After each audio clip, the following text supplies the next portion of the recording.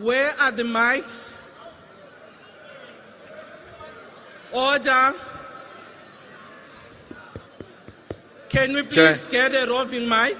Thank you, Honorable Speaker. Yes. There are no mics here where we are. Exactly, I'm seeing And we that can't too. start a sitting without having mics because we are here to be the voice of the voiceless. So when the voice of the voiceless is voiceless, who's going to speak for people? There are no mics here. Thank you, Honorable Member, for pointing that one out. One may not know what is the challenge. We will check that with the communications team. Order. Honorable members,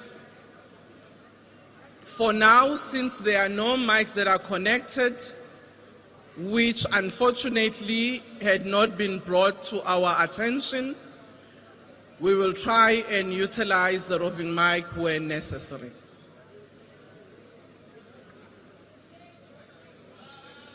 I have just had a consultation with all the whips of parties following a consultation with the leader of the government business. In terms of Rule 48, subsection 2,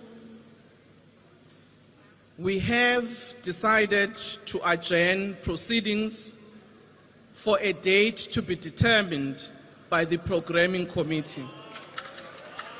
This is in accordance with Rule 10. Honorable members, before we started the session, we were informed by the leader of government business, as it is the process in terms of the communications between ourselves and the executive, that while today we've been gathered here to actually have the Minister of Finance presenting the budget to this august House, that there has not been agreement in terms of parties in the executive to actually find one another in proposals of the budget. And the executive therefore decided, as some of you already know, and as your whips have said in our discussion, some things that have already been on the media about where there are possible increases and where different parties as well as members of the community's perspective on those proposed increases were saying. And Cabinet therefore decided not to come and do a presentation of the budget and allow themselves enough time to re-look at the budget and come back to this House in March at the time at which they will inform us. So, no, honorable members, I will point you, I have noted your hands. Well, in our consultations, which I must report to you, the different whips shared with us their perspectives on the matter. There were those who agreed and asked that we ask the executive to give us a definite time in March so that we are able to deal with the pressures of time for the legislature. Secondly, there were those who were saying they are not accepting the postponement. But obviously, we did indicate that while we note their refusal on the postponement of the sitting, it would not be of any use to postpone when there is no presentation that will be made. There were others who already declared their rejection on what they say it's an alleged increase of 2% on the taxes, so they said they wanted to state it up front that they are not agreeing. So I'm just giving you a perspective of the consultations that we've had. But there was agreement that if there is no budget that is presented, there is no discussion that will be held, as there is no other item on the agenda. Honorable members, we have two hands of members who would like to reflect, and I will give each party to make their reflections. It's something that is unprecedented, but I do think it is correct that when such situations happen, we need to collectively think on the best way forward. And I guess it was correct that we are informed, even though late, that this is the situation. I will now recognize Honorable Malima, followed by Honorable Manye. I don't see the hand at the back. You are recognized, Honorable Member. Thank you very much, Speaker.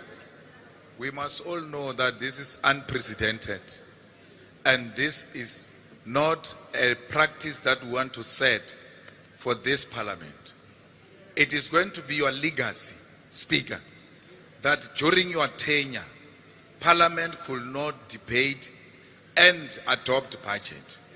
We are saying to you, you are denying this body an opportunity to be receiving a budget, debate it, accept it, or reject it. You are now subjecting the budget of South Africa to party politics when the budget is supposed to be above party politics. Let the budget be presented here and let Parliament decide that this is the decision that we are taking as Parliament, or whether to accept or not. You cannot come here and say confidently that the parties in the executive are not agreeing. What is that? We don't have parties in the executive. We've got the executive. The executive must come here and present the budget, and this Parliament must decide whether we adopt that budget or not. You are denying the people of South Africa to see what is happening in this government. There is no government. It has collapsed. It has no capacity to present a budget. Thank you. Thank you very much. We have noted your view. Honorable Malima. Thank you, Speaker. Now, for us, this day is actually quite a shocker. We are really shocked. This is in the past 30 years. To have a day like this is a serious indication of the crisis that this country is facing. This country has got no leadership. This is what we are facing. We are saying, if we say we have democracy, let democracy come and exercise itself here. This is a theater of politics. Let the Minister of Finance come and say whatever he wanted to say. We don't want to hear rumors. We hear very disturbing rumors that the VAT would have been increased by 2%. In other words, we hear rumors that this ANC-led government wanted to impoverish our people. Okay, we have no sympathy with that. The minister must come here and say what he wanted to say, and then we'll deal with it here. Thank you. Honorable Mulder. Yes, I've noted you, Honorable Member.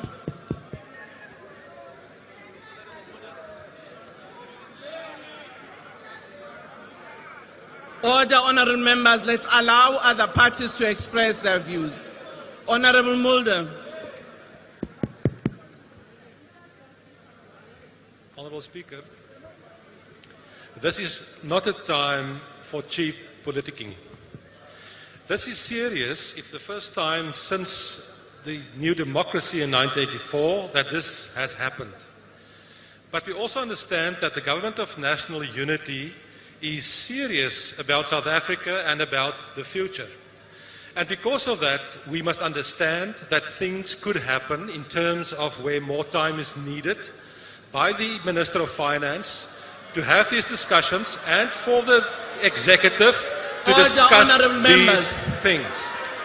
Order. Honorable members, your leaders of party spoke and they were given time to express their views. Whether others agreed or disagreed they listened. And I would ask us to do the same. Thank you, Honourable Madam- Mulder. Thank you, Madam Speaker. If we are serious and if we are responsible, we will understand the circumstances, and we know that some political parties will try to make cheap and score cheap political points. I think we need to be responsible. We need to think in terms of the economy and the message that it may send. And we, from our side, will support the decision and give ample time for the executive and the government of national unity to come to the right conclusion. And it's not true that Parliament will not have an opportunity to discuss this. When the time is right, we will all, as representatives of the people, discuss the budget in full. We support the decision. Thank you. Thank you, Honourable Nkwankwa. Speaker, thank you very much. Where was this discussion held? Why was the UDM not part of that discussion? As a result, we cannot support a decision that we know absolutely nothing about. Secondly, we should not treat a proposal from the executive in the nature of a budget as fait accompli. It is only final after Parliament has approved it. It is therefore logical, if the minister was going to table a proposal, that the proposal should have been tabled here for Parliament to consider, and if Parliament does not agree with that process, we can arrive at a different outcome altogether. Thank you. Thank you. On the issue of your consultation, Honourable Member, I'm sure you will be clarified because all the whips were asked to have and have consultations here. Honourable Maimane. Thank you very much, Honourable Speaker and Honourable Members. Today does mark a historic day. What I do believe is absolutely important is that what we do in this House is guided by legislation. And therefore, the Money Bills and Related Matters Act does compel us as to a particular timeline as to when the budget is going to be tabled, what committees are meant to process it, and how that goes. I want to appeal to you as the Speaker. Firstly, we have raised continuously in this House through the Appropriations Committee about how truncated the time is for the processing of the budget. So any natural delay that emerges as a function of today does in fact mean that Parliament is placed under pressure in not being also being able to consult with the people, for this is where the people are represented. So may I ask that it must not be an arbitrary decision as to when this must be tabled. We must be given a firm date so that we can work the timetable consistent with law. Otherwise, the disagreement that took place today will end up in the court of law, and we as Parliament will be held accountable for that. So let me propose that we get a firm date. We also get the tabling, as the President has promised, of the medium-term plan that he announced, so that we have a framework within which to interpret the budget from. So, Speaker, let us stick to our own laws. Otherwise, we will be inconsistent with that, and the people of South Africa will hold us accountable for that. Thank you very much. Thank you.